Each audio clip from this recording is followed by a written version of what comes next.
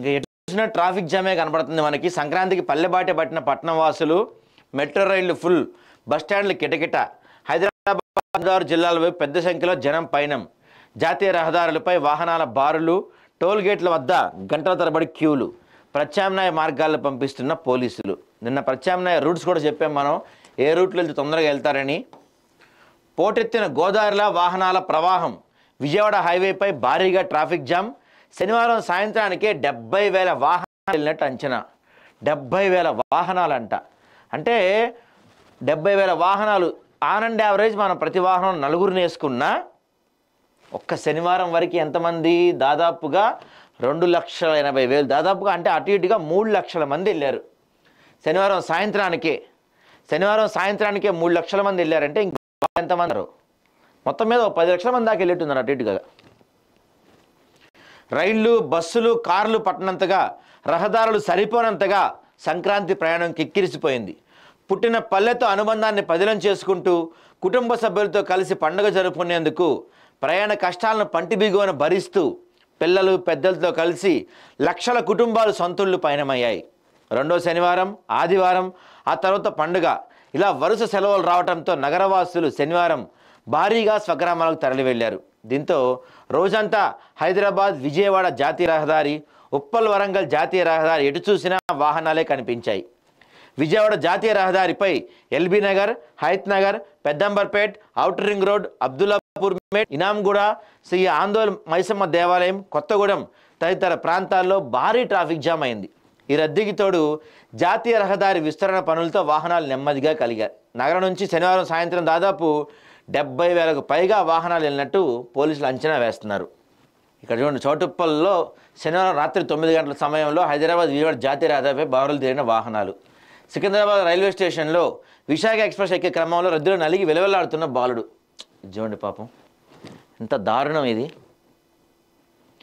ఇక నిత్యం రద్దీగా ఉండే రాయదుర్గం ఐటీ కారిడార్ రహదారులు సాయంత్రం 5 గంటలకు ఇలా నిర్మానుష్యంగా మారాయి.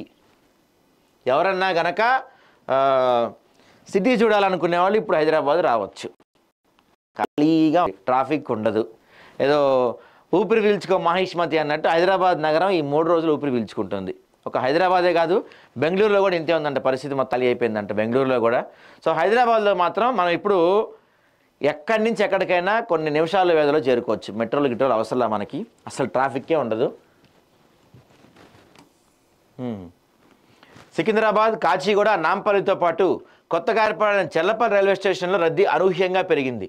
తెల్లవారుజాము నుంచే ప్రయాణికులు ఎంజీబీఎస్, జేబీఎస్ బస్టాండ్లు సహా ఉప్పల్, ఎల్బీ నగర్, కూకట్పల్లి ప్రాంతాల పాయింట్లో బస్సుల కోసం ప్రయాణికులు పడిగాపులు కాశారు. సాయంత్రానికి ఇది మరింత పెరిగింది.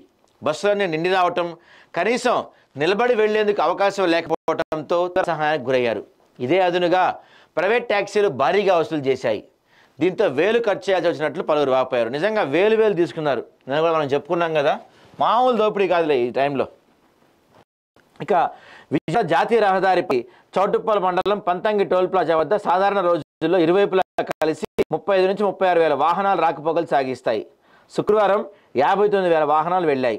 శనివారం సాయంత్రానికే 70,000 వాహనాలు రాకపోకలు సాగించాయి. వీటిలో 70% వరకు కార్లు ఉన్నట్టు టోల్ ప్లాజాగా వెల్లడించారు. గత సంక్రాంతికి నమోదైన 77,000 వాహనాలు రికార్డ్ బ్రేక్ కాదని అంచనా వేస్తున్నారు. ఒక్కరోజు 70,000 వెళ్తే ఇంకా అదే ఉంది, అయిపోయింది. పంతంగి వద్ద మొత్తం 16 టోల్ బూత్లు ఉండగా విజయవాడ మార్గంలో 12 టోల్ బూత్లు తెరిచారు. హైదరాబాద్ మార్గంలో 4 టోల్ బూత్ తెరవడం వల్ల అటువైపు రద్దీ ఉంది. ఆదివారం కూడా రద్దీ కొనసాగే అవకాశం ఉంది. తలెత్తకుండా ఎల్బీ నగర్ నుంచి యాదాద్రి, భువనగిరి జిల్లా పంతంగి టోల్ ప్లాజా వరకు 600 మంది ట్రాఫిక్ సివిల్ పోలీసులు విధులు నిర్వర్తిస్తున్నారు. ఇక నగరం గరం. లక్షల మంది ప్రయాణికుల ప్రభావం హైదరాబాద్పై స్పష్టంగా కనిపిస్తుంది. శనివారం హైదరాబాద్ అనేక ప్రాంతాల్లో ట్రాఫిక్ జామ్తో జనం అల్లాడిపోయారు. ముఖ్యంగా ఎల్బీ నగర్, దిల్సుఖ్ నగర్, మలక్పేట, నాంపల్లి, లక్డీకపుల్, మెహదీపట్నం, కోటి, ఉప్పల్, సికింద్రాబాద్, జేబీఎస్ సమీప ప్రాంతాల్లో ట్రాఫిక్ స్తంభించింది. ఆర్టీసీ ప్రత్యేక సర్వీసుల కోసం సిటీ బస్సులు వినియోగించడంతో ప్రధాన రూట్లలో బస్సులు తగ్గిపోయి ప్రయాణికులు పడిగాపులు కాశారు. మెట్రో స్టేషన్లు కిటకిటలాడాయి. ఎంజీబీఎస్ మెట్రో స్టేషన్లో ప్లాట్ఫామ్ మీద ఎటు చూసినా ప్రయాణికులే కనిపించారు.